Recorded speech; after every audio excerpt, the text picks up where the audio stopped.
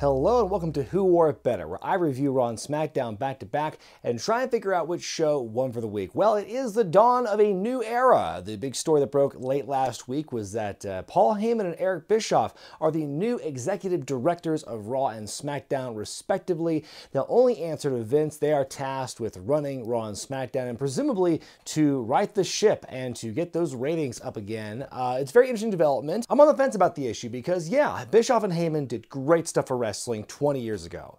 But that was 20 years ago. A lot of things have changed since then, and I am sick of this repetitive cycle of going back to, well, what worked in the late 90s, and let's just try doing that again and see what happens. However, I will say that Heyman and Bischoff do seem to have a better grasp of, trends and society and pop culture. Seem to have their finger on the pulse of things in wrestling as well, far more than the man they are answering to on a regular basis. So I think that they might have some new ideas. Who really knows? I think it'd be really revolutionary to try something totally different and not keep going to that well of Bischoff and Heyman and people from 20 years ago. But you know what? The news has made a lot of people more optimistic about the future of Raw and SmackDown. Will that optimism carry forth into some actual results? Will that optimism even have a place to jump off of this week on Raw and SmackDown? We're about to find out. Raw begins with a half-second of screen time for the NXT Tag Champions, the Street Profits, for some reason. Then we go right into a match to kick things off as Braun Strowman and Bobby Lashley face off in a Falls Count Anywhere match. It goes fast and furious from the get-go, and right away we have this big moment where Braun spears Lashley through the LED wall. Lots of explosion sounds and pyro going off, almost to an excessive degree where it keeps going for a while. Corey Graves says, "Holy shit," on commentary, and it's not censored. And then the EMTs and people are down. Everyone's scrambling. There's this big feeling of kind of this organic feeling of dread and terror and scrambling, trying to figure out what to do. We get this really interesting shot of, like this side shot of behind the set to see this chaos. We don't get any close-ups. We don't hear any commentary talk about what's going on here. Just this crazy look of, oh my God, these two wrestlers have been, they've been destroyed. We gotta get some help here. And we go to commercial. Holy shit is right, Corey, because this was a very interesting start to the show. I mean, we've seen sets get damaged and destroyed before. Even last year, we saw Charlotte get speared through the set on SmackDown. But this was different because it's two huge guys and they crash through the set, all these sparks flying out. For an audience that has been pyro deprived for a very long time, even seeing those little piff, piff, piffs of the sparks, that's hot shit right there. Is this symbolic, King? The literal dismantling and destruction of this set, the dismantling and the destruction of the old way of thinking as we're going into this presumably new era. I don't know if we're going to get a new set right away. People have been speculating, oh, they destroyed this one portion of the set, so the whole thing's got to be redone. And we've seen that happen before in wrestling, but I'm not sure that's going to happen here. But it was certainly a very dramatic, eye-catching way to start things off. You see the two guys being taken away in ambulances. Apparently, it's been a way to write Brock off, too. Apparently, he has some injuries, so they make his injuries sound a lot more dire than what Bobby Lashley went through. I think what made the segment so effective was how organic it felt. I'm going to steal an observation from my friend Dave Dutra, a former one half of the Yellow County Tag Team Champions, by the way. He made this really great observation that, you didn't see all these different camera angles just happen to be there from different perspectives, and you didn't see it cut to replay right away. And, like I said, there was the silence and the commentary. There was this hustle and bustle. You didn't see people right there to check on him and stuff. It was, it felt very chaotic. And I think chaos is kind of the word of the day for Monday night because we get a lot of that across the show. So I guess they're mentioning the wild card rule by name again as the New Day take on the Viking Raiders in tag team action. Doesn't take long before Samoa Joe crashes the party, attacks Xavier Woods. Kofi Kingston runs in to make the save, and we go right into a six-man tag team match after the commercial break. You start out so hot and you go right back to the old habits and stuff. At least the match itself was good. We get some flying New Day members, some flying Vikings. Ultimately, Joe gets the Coquina clutch locked in on Kofi Kingston in the middle of the ring. Kofi passes out and the baddies win the match. And how's this for a stat? This is the first loss Kofi has suffered since winning the championship at WrestleMania. If you don't include the one fall he lost to Dolph Ziggler in a 2 out of 3 falls match on SmackDown, this is the first match he's officially lost in months. How's that for a well-protected champion? What a refreshing concept to have your champion win 99% of of the time up until Monday. Backstage, Drake Maverick is with his wife. They're getting ready to go on their honeymoon, and the wife issues him an ultimatum. It's either me or the 24/7 championship, and Drake goes, of course I pick you. You're my wife. You're my love. And they embrace, and Drake opens his eyes, and right there is R-Truth tempting him once again. We'll be seeing these guys interacting a lot more as the night goes on. And speaking of long story arcs, AJ Styles is having a chat with the Good Brothers backstage, and Anderson and Gallows take a bet on whether or not AJ can beat Ricochet in a rematch, and Anderson even puts his hot Asian wife on the line. Okay. We're supposed to have a match between No Way Jose and Cesaro up next. Drake Maverick and his wife are sitting front row watching the show for whatever reason. R-Truth happens to be hiding in the conga line, and we get this look where Drake wants to challenge R-Truth, but then you see his wife just stand up and kind of stare daggers at Drake, and Drake just sits back down. That was a really funny moment. And then the League of Jobbers come running out. Chaos breaks out. Cesaro hits No Way Jose with the neutralizer on the floor, and the match does not happen. And like I said, chaos is the theme of this first hour especially. Definitely a big chaotic feel right now. Backstage, the Street Profits make their official on-screen debut on Raw, and in their interview they say they want the smoke. Well, what the hell are you doing here on Raw? Go back to NXT and talk to Matt Riddle. Backstage, The Miz is interviewed about his upcoming 2 out of 3 Falls match with Elias on the night, and he says he's going to beat Elias and send him back onto the streets playing guitar for cash. Then we see Shane McMahon and Drew McIntyre make their way to the ring to address the Undertaker situation, and Shane says that Roman was scared to death of them last week, which is why he begged for the Undertaker to save him. Drew says he doesn't give a damn about the Undertaker, and they will exterminate the legend of the Undertaker at Extreme Rules. But then suddenly, lightning crashes and a lone mother cries. I'm sorry, ignore that reference. The lights go out, lightning strikes the ring, and sparks emit more pyro. Taker finally makes his way out. He finally explains the why, sort of. The why I alluded to last week as to what Taker's motivation was for saving Roman. He says, you know, Roman didn't ask me for help. He's not that kind of guy. Basically, Taker is kind of playing the moral arbiter, the conscience of WWE, as it were, saying that Shane's gotten too greedy and egotistical and that he's going to send their souls to hell, rest in peace, and all that stuff. He brings up his history with Shane at WrestleMania, but for some reason they omit the detail of him fighting Roman more recently at WrestleMania. I wonder if they'll bring that up in the go-home week. Backstage, Baron Corbin and Lacey Evans cut a promo toward their Extreme Rules opponents. Lacey alleges that Seth can't keep his eyes off her. Then we go to a singles match as Lacey takes on Natalya. Baron Corbin is at ringside, causes a distraction, which allows Lacey to win after hitting Natalya with the woman's right. Then we go backstage once again. Ricochet is being interviewed about AJ Styles in their match last week, and Ricochet says he could beat AJ again if given the chance. Anderson and Gallows walk up and get in Ricochet's head. Then after the commercial break, we see Anderson and Gallows go back to AJ Styles, where they keep stirring the pot to AJ and says, oh, Ricochet's saying this, that about you, totally fabricating things and blowing things out of proportion. And they basically give AJ their own pep talk about Japan, and they tell AJ to confront Ricochet and ask for a championship match. They go maybe 10 yards down the hallway where they find Ricochet there. Did he not hear any of this conversation? AJ challenges Ricochet to a match. Ricochet accepts. They slap each other, and it's on like Diddy Kong. 2 out of 3 Falls match up next as The Miz takes on Elias. Each man scores a pinfall fairly quickly with their respective finishers. We go to the 3rd fall after the commercial break. After some more wrestling, The Miz actually makes Elias submit to the figure 4 of all damn things after Elias hurts his knee on the turnbuckle post. So they say The Miz is vindicated. Yeah, kind of. After getting his dick knocked in the dirt for weeks on end by Shane McMahon and Drew McIntyre, he finally gets like a win over Elias. Yeah, we're all squared away. Backstage, Seth Rollins and Becky Lynch, who are a real-life couple and therefore presumably have some kind of chemistry, have one of the most awkward, overly scripted, unnatural conversations in recorded history. I think Becky even beatboxes at one point.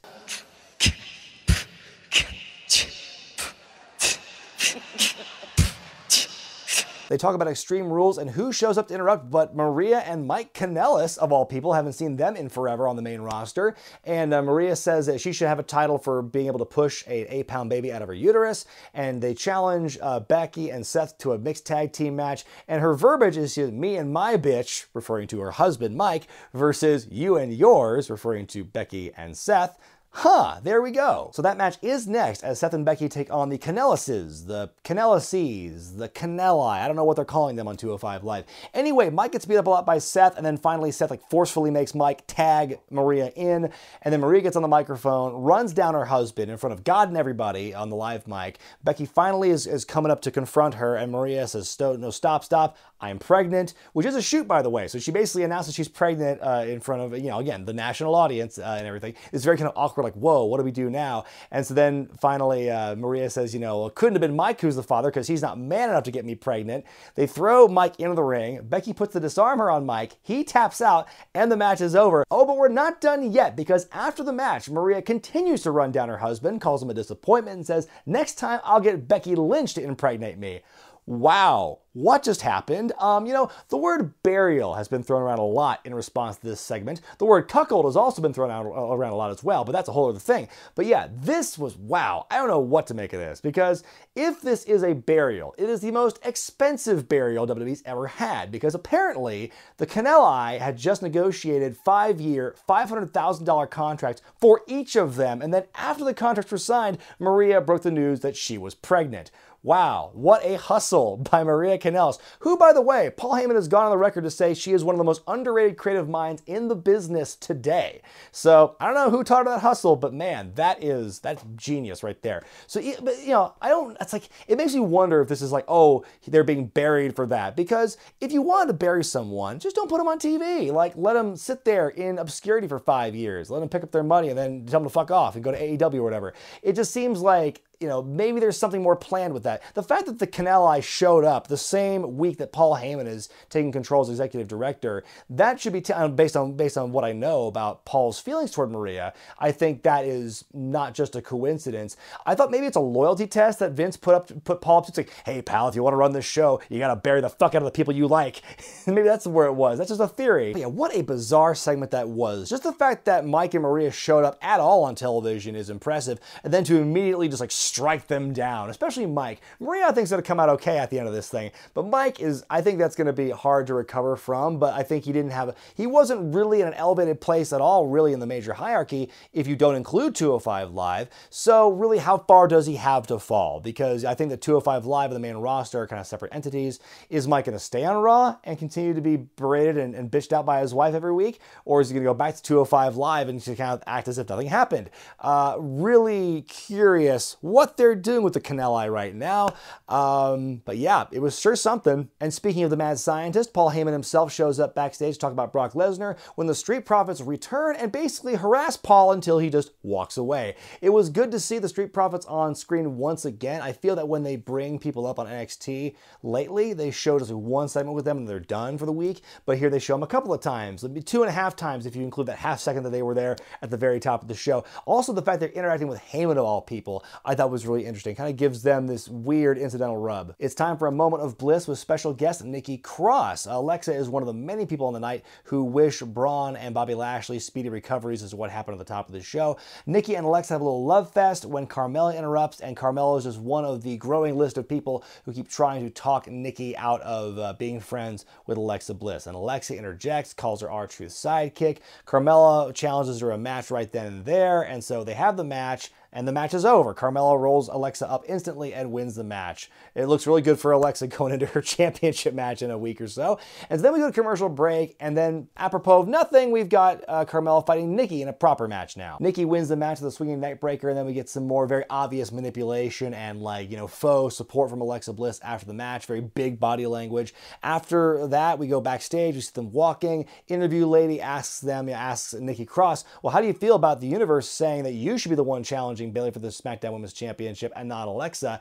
And then Alexa goes, no comment, and they storm off. So, maybe that the hints of that impending face turn I was predicting some weeks back, maybe it's just, gonna be really subtle for a while. Then backstage, Drake Maverick's wife leaves the room for a minute, and that allows Drake to encounter R-Truth, hits him from behind with his suitcase, rolls him up, and is the new 24/7 champion. He tells his new wife, we're gonna do it 24/7, and they run off to their honeymoon. I can't wait to see what happens on social media where Truth barges in on Drake and his wife as they try to consummate the marriage. Main event time, it's a rematch from last week, only this time for the US Championship as Ricochet defends against AJ Styles. Very quickly, AJ Kofi beats Ricochet with a phenomenal forearm, but Rico's leg is under the ropes during the pinfall. Referees come out and have a conversation. We go to commercial break and come back. Dusty Finish has nullified that last win, so the match has been restarted. And I think it only took about 2 weeks, but they've officially run out of all the different ways you could stop and start a match under the guise of a commercial break. Did not take very long.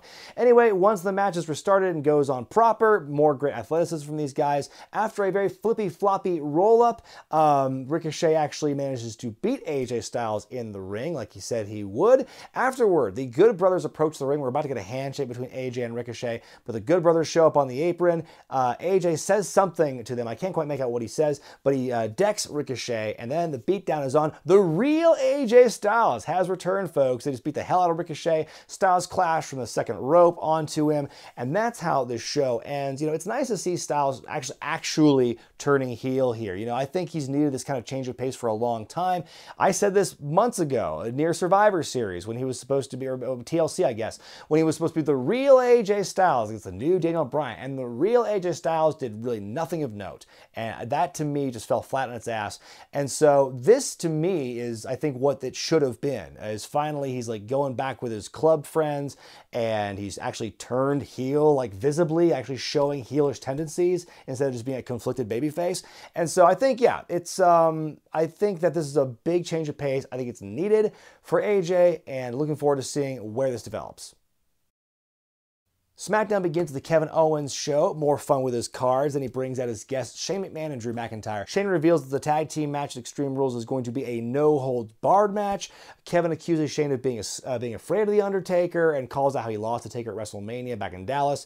Dolph Ziggler comes out, and Kevin just immediately punks him out by saying, you know, yes, it should have been you. It was you 8 years ago, kinda, and it's never going to happen again. And then, you know, Dolph says that Kevin has a body of someone who should be in a hot dog eating contest, and Kevin goes, yeah, well, I'd win that as opposed to you when it comes to winning matches. Shane then puts the two of them in a tag team for the main event against Heavy Machinery on this night, and the winning team will join Daniel Bryan and Rowan and the New Day in the SmackDown Tag Title match at Extreme Rules. We get a music botch. They play Shane's music for like a half second before it stops, and then they're just kind of stand there for a bit. Kevin covers for it, and the segment is over. A very entertaining stuff by Kevin all around, especially when he has to cover for that music botch. You know, it makes me wonder, is he a babyface now, or is he just a smart-ass heel, like a tweener thing? Like, where are we going to go with this? We'll get maybe a more semblance of what's going on later in the night. First match of the night's Big E versus Daniel Bryan. Pretty good stuff here. Daniel's working the knee for the majority of this thing.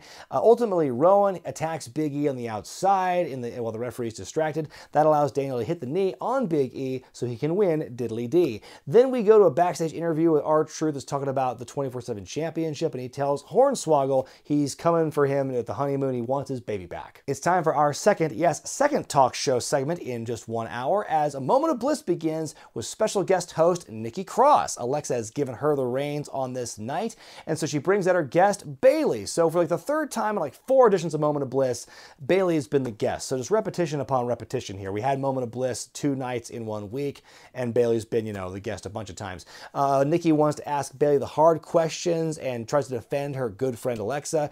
Bayley turns it around on Nikki, saying, well, hey, you beat me last week. You beat Carmella last night on Raw. Why aren't you challenging me for the championship instead of Alexa? And Nikki is clearly conflicted by all this, but then Nikki just responds by challenging Bayley to a match on the spot, which Bayley accepts. The match happens. It's okay. Bayley ultimately wins with belly to belly, so she gets her win back. Wonder where that fire was last week. We get a promo from Make a Difference Ali. Then it's time for a face-to-face in the ring between Kofi Kingston and Samoa Joe in preparation for their title match at Extreme Rules. Joe accuses Kofi of using people to get ahead, and he says, in a few years' time, I wouldn't be surprised if Xavier was your hype man and Big E were your butler. Then Kofi turns it around on Joe, making fun of him for losing the U.S. title and the fact that he always sneaks up on people and does these sneak attacks like a game of hide and seek, and he says, Joe, your ass is too big to be playing hide and seek. Joe brings up Kofi's family, and Kofi says, that's just like you, Joe. You're just jealous. You're jealous, Joe. And then Joe basically offers Kofi to shake his hand, or else he will attack everyone he knows and loves. And then Kofi responds by giving him the finger, then Trouble in Paradise. Psh! I really enjoyed this interaction between these guys. I think Joe and Kofi were both extremely strong on the microphone. Kofi with the middle finger kind of came out of nowhere. Pleasant surprise. How often have we seen the finger being used at all on programming? It's a small thing, but I feel it's really effective to make baby faces have an edge over the heels, or like at least an edge against the heels for a change. How often have we seen these like milquetoast babyface champions go up against these heels and look kind of like doofy in the process, kind of like John Cena in a way? So I think for Kofi to do the middle finger, it's like, I don't know how often they could bust that out, but I think it's like I said, it's very effective, gives them an edge. Attitude Era's back, baby. We get a Heavy Machinery promo, then a cell phone promo from Bobby Lashley, who's recovering in the hospital, and he says, he calls Braun Strowman a son of a bitch. Again, more of that kind of taking the risks with the language and everything, and says that the next time he sees him, he will not be taking him to the hospital, but to the morgue. We get Andrade versus Apollo Cruz up next, the latest in a strangely long-lasting storyline between the two of them. Cruz looks really good here until a well-timed Hurricane Rana by Zelina Vega on the outside leads to a hammerlock DDT in the ring. Andrade wins the match once again. Where's Chad Gable taking his notes? Backstage, Kevin Owens and Dolph Ziggler have a heart-to-heart where they reach an understanding about what they need to do in the ring. Then we go to an Aleister Black promo, and it turns out the person who knocked on his door last week played the game of Ding Dong Ditch.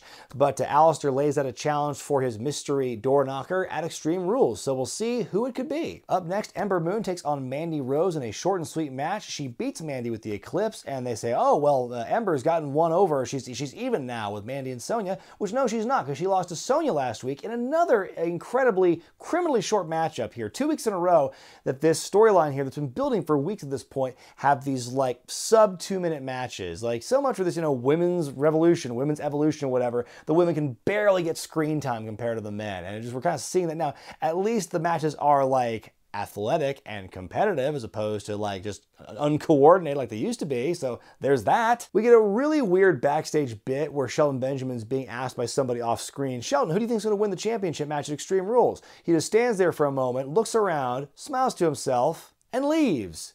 Okie doke, and then it's time for the main event as the unlikely duo of Kevin Owens and Dolph Ziggler take on Heavy Machinery. The winners will be added to the SmackDown Tag Title match at Extreme Rules, and speaking of which, good lord, that commentary area. You got your three-man team, you got Daniel Bryan and Rowan on one side, Xavier and Big E on the other. It's just a huge row of people. It does not last long though, because early into the matchup, just a brawl breaks out there, and that allows for the match to be restarted after the commercial break, so all those guys are gone, and it's just the two teams. I really did enjoy this match though. I think Kevin and Ziggler having a good story. They're budding like chemistry and trying to make things work. But ultimately, a misplaced super kick by Dolph leads to Kevin eating the compactor and Heavy Machinery win. They're going on to the SmackDown Tag Title match of the pay-per-view.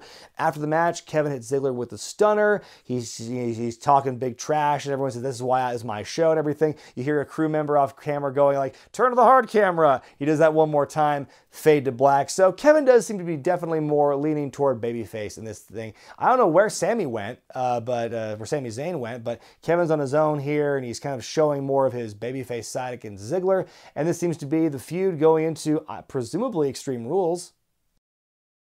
Time now for me to decide which show won for the week, Raw or SmackDown. This week, I'm going to give the win to Raw once again. I mean, I think that this show was just more interesting than SmackDown this week. I think both had their strengths and weaknesses. It's really hard to say, definitively, oh, well, this is clearly Paul Heyman's influence, or oh, it's clearly Eric Bischoff's influence. We don't really know how much they're affecting the show this early in the game. And considering we're still building to a pay-per-view and they're just getting their feet wet in this job, I can tell there's a couple of different things happening here, but I can't definitively say, oh, well, it's clearly because they're in charge now. I think Raw's first hour was pretty wild. Chaotic was the word I used. But then by the end of the show, things kind of returned to the status quo in a lot of ways. SmackDown had some interesting things happen as well, but I didn't feel the same sense of newness that we saw with Raw. One thing that Raw had that I don't think SmackDown had was more just going to this very subtle change in aesthetic, the camera angles they were using, and the different way, the language they were using. And yes, the cursing as well, but that's kind of a side thing.